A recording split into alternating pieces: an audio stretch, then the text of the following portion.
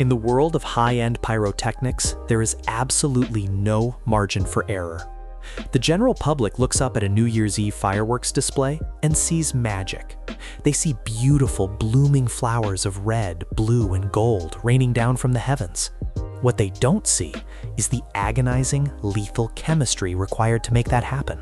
They don't see the exact mixture of strontium carbonate required to burn a perfect red, or the copper compounds needed for a pure blue. They don't realize that choreographing 10,000 explosions to the exact millisecond of a musical score requires millions of lines of proprietary DMX software code. Working with high-grade explosives means you have to trust your equipment, you have to trust your math, and you have to trust the people standing in the bunker with you. Because in my profession, a single spark in the wrong place doesn't just ruin your day, it erases you from existence. I spent my entire life controlling fire. I just never realized that the most destructive, volatile element in my life wasn't sitting in a powder keg, it was sleeping in my bed. My name is Sebastian, I'm 38 years old, and I am a master pyrotechnic chemist and aerial choreographer. 5 years ago, I married Valerie. Valerie was a high-end luxury event producer. She was glamorous, endlessly charismatic, and addicted to the high-stakes, champagne-fueled world of mega events. I was the introverted chemist who preferred the total isolation of my reinforced concrete bunker. We were opposites, but I thought we were the perfect team. She planned the parties for the elite, and I literally lit up the sky to celebrate them. For 4 grueling years, I spent every single weekend, every holiday, and every ounce of my personal savings developing my absolute magnum opus. I called it the Aurora Protocol. It wasn't just a fireworks show. I had invented a proprietary smokeless chemical compound that burned 3 times brighter than standard black powder, and I wrote a revolutionary software engine that synchronized the detonation of the shells with zero latency precision. Using specialized pixel burst shells, my software could literally print high-definition 3D holographic shapes and words in the sky using fire. It was the absolute holy grail of the live entertainment industry. I promised Valerie this technology was our golden ticket. I told her we would license the chemical patents, launch our own global production company, and she would be the most powerful event producer in the world. We would be set for life. But Valerie didn't want to build an empire with me. She looked at my sulfur-stained hands and my exhausted eyes, and she decided she didn't want to share the multi-million-dollar payout. She wanted the applause, the money, and the sky, and she found a corporate pirate who was more than happy to help her steal the fire. The foundation of our marriage started to detonate when Valerie's event agency partnered with a massive global hospitality syndicate to produce a historic New Year's Eve mega party. The CEO of that syndicate was a man named Sterling. Sterling was 45 years old and the absolute poster boy for corporate arrogance in the entertainment world. He didn't build anything. He didn't know how to wire a speaker or mix a chemical. He was a ruthless venture capitalist who bought up massive events, slapped a luxury logo on them, and charged billionaires premium prices for a VIP experience. He wore custom velvet dinner jackets, flew on a private Gulfstream jet, and treated brilliant artists and engineers like disposable minimum-wage roadies. Suddenly, Valerie was spending all her time at Sterling's Glass Tower headquarters in Miami, claiming she was advising him on the visual strategy for the New Year's Eve broadcast. The red flags didn't just quietly appear. They triggered every internal warning klaxon I had. First, the profound, unapologetic disrespect. Valerie started bringing Sterling directly into my highly secure explosives bunker. Sterling would strut through my workspace, pointing at my highly sensitive electronic firing modules and openly mocking my career. "Sebastian, you're a great fireworks guy, buddy," Sterling smirked one afternoon, leaning against a $500,000 mixing vat. "But you're thinking like a tinkerer. This tech is a product. You need a visionary like me to scale it. You just light the fuses. I'm the one who creates the awe. I own the sky." Valerie didn't defend me. She just smiled, touched his arm, and looked at me with thinly veiled contempt. Second, the intense pressure to hand over the source code. Valerie began relentlessly insisting that I needed to upload the unencrypted raw schematics and the software source code for the Aurora protocol to a shared cloud drive so Sterling's legal team could review it for a potential licensing deal. Third, the intimacy completely vanished. She moved her things into the guest bedroom, claiming that the smell of sulfur and charcoal on my skin was giving her migraines. She started coming home at 3 a.m., smelling like expensive cologne and aviation fuel. When a luxury event producer suddenly demands the unencrypted master keys to a $50 million proprietary ballistics algorithm, you don't hit upload. You run a deep-level security audit. When you build highly advanced networked industrial control centers filled with thousands of pounds of Class 1.3G explosives, you don't just leave your Wi-Fi open to the public. My entire home network and my bunker servers were routed through a custom firewall that actively logged every single byte of data moving across the local area network, paired with thermal imaging cameras for fire safety. One Saturday afternoon, while I was supposedly outsourcing specialized pneumatic firing tubes, my phone alerted me to a massive, unauthorized data pull from the primary server. I pulled my truck into an empty parking lot, opened my secure server app, and tapped into the network feed. I didn't just find an affair. I witnessed a premeditated, highly coordinated corporate heist. I artificially slowed the transfer speed to a crawl to buy myself time and mirrored her laptop screen directly to my iPad. She had her encrypted messaging app open, communicating directly with Sterling. Sterling wrote, "My lead technical directors just looked at the compressed demo build you sneaked out last week. They're losing their minds. The pixel burst rendering is 10 years ahead of anything Disney or Universal has. If we launch this as the centerpiece of my New Year's Eve party in Miami next month, our company valuation will triple. Have you secured the master timeline files and the source code yet?"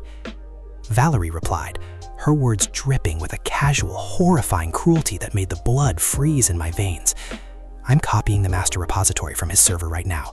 The idiot actually thinks I care about his stupid firecrackers.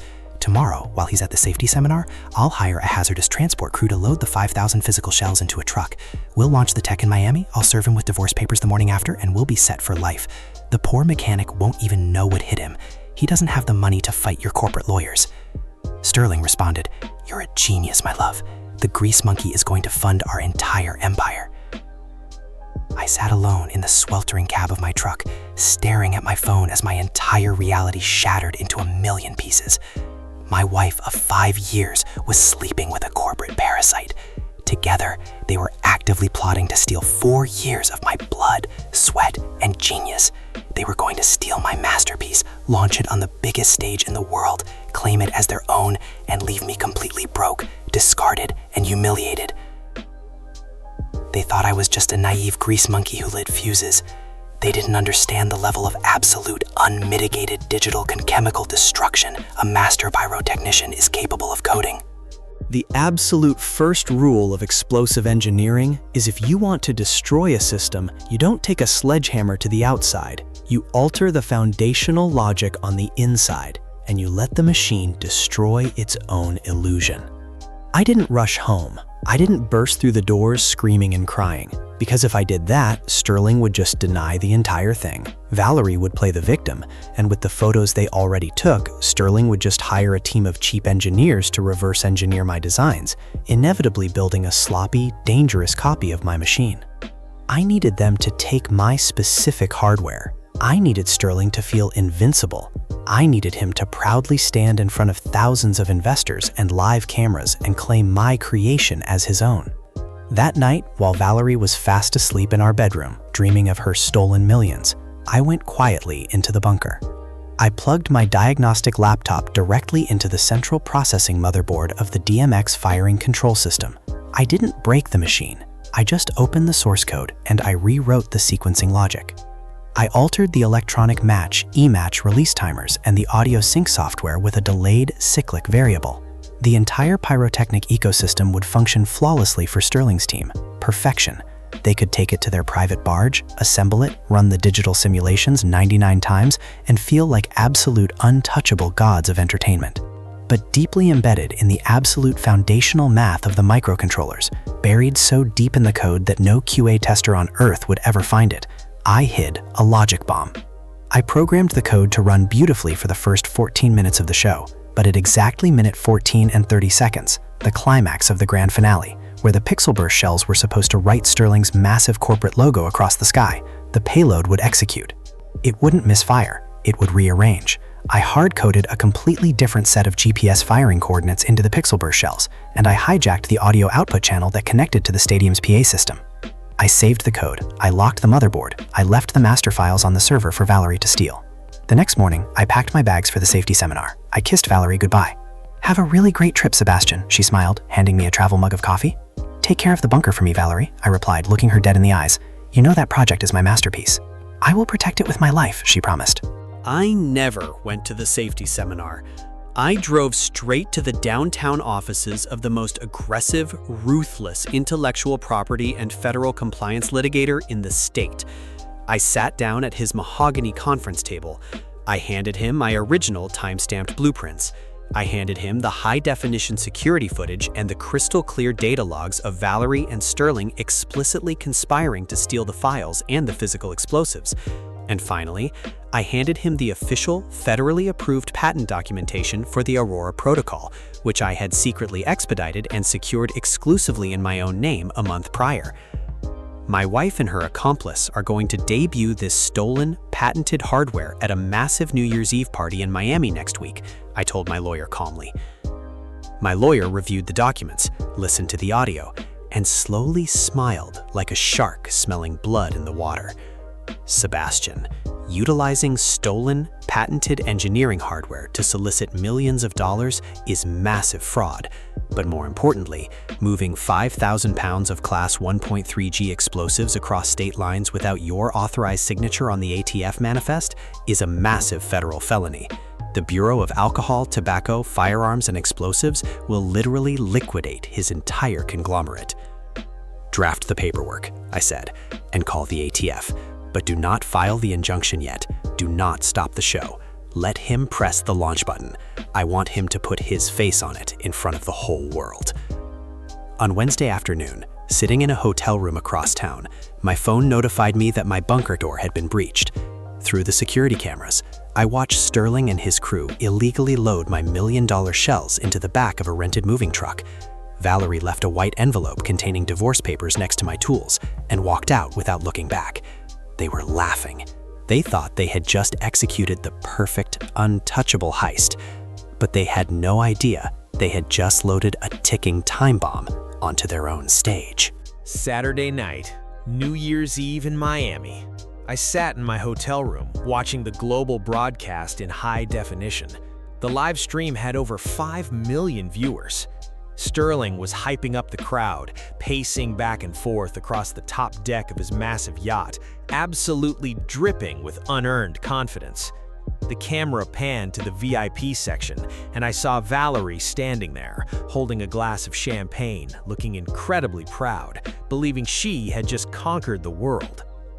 "Ladies and gentlemen," Sterling yelled into his microphone, raising his arms, "tonight we redefine the sky. I present to you the greatest visual experience ever created by man." The crowd went absolutely wild.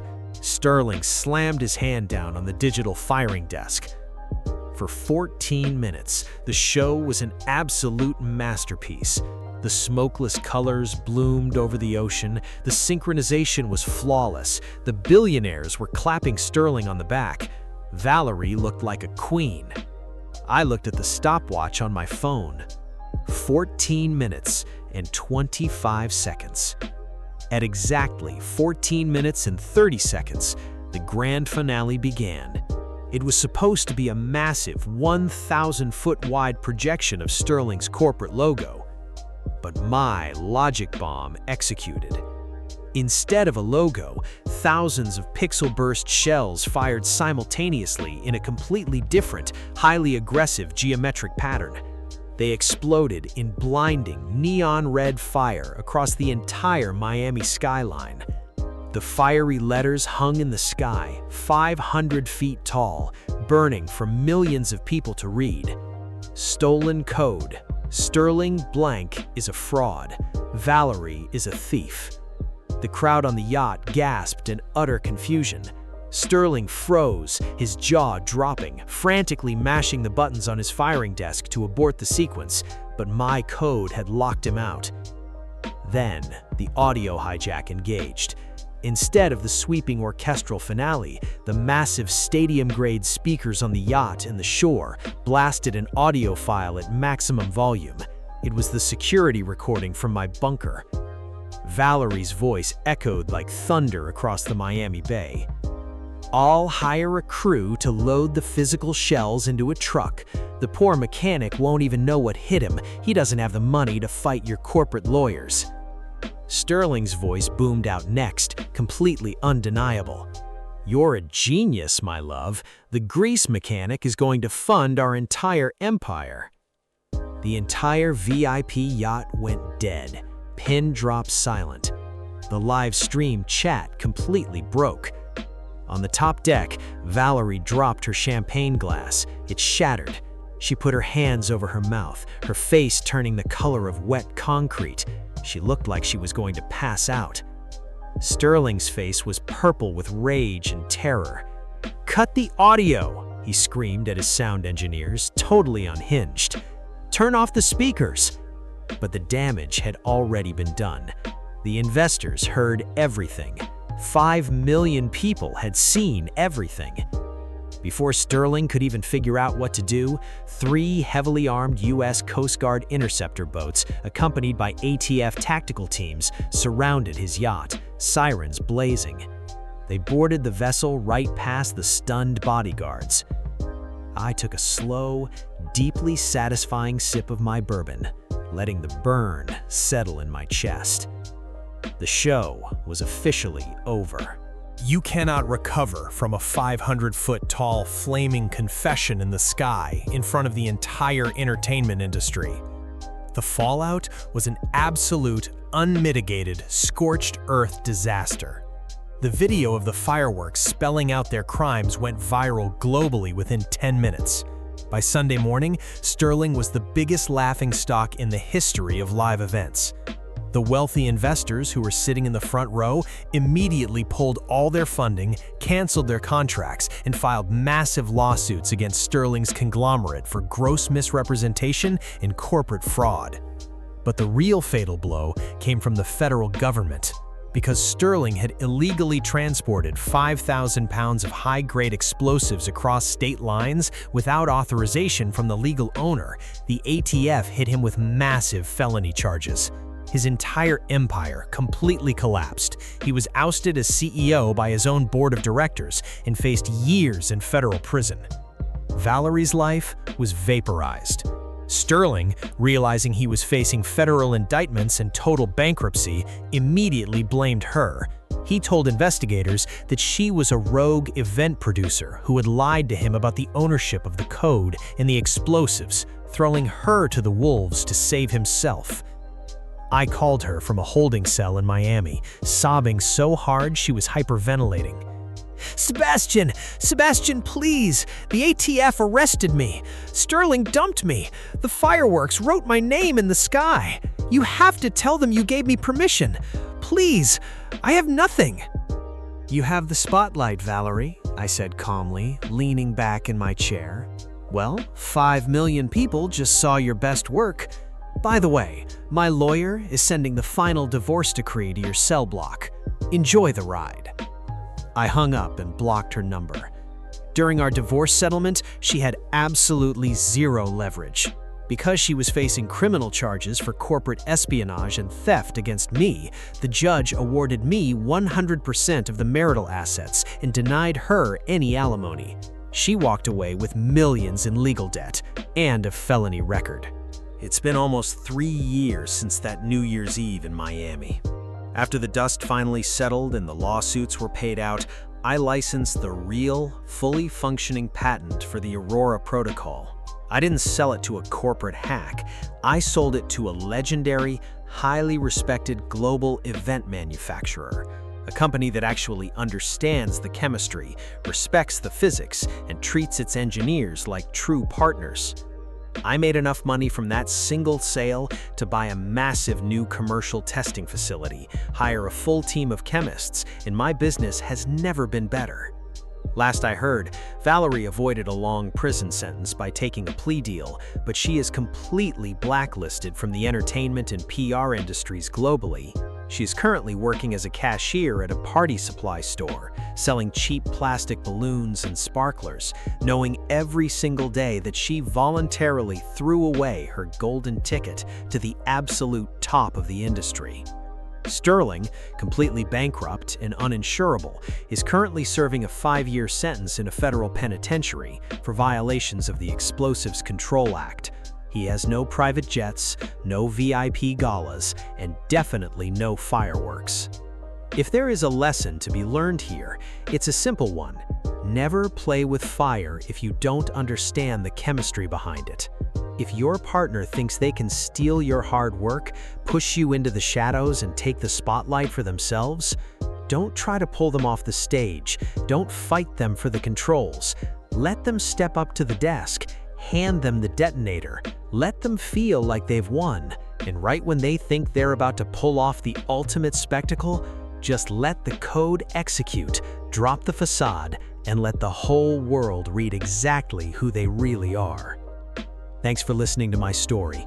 If you enjoyed this one, drop a like, hit subscribe, and let me know in the comments, what's the most spectacular public failure you've ever witnessed? Stay sharp, trust the math, and always, always inspect your source code.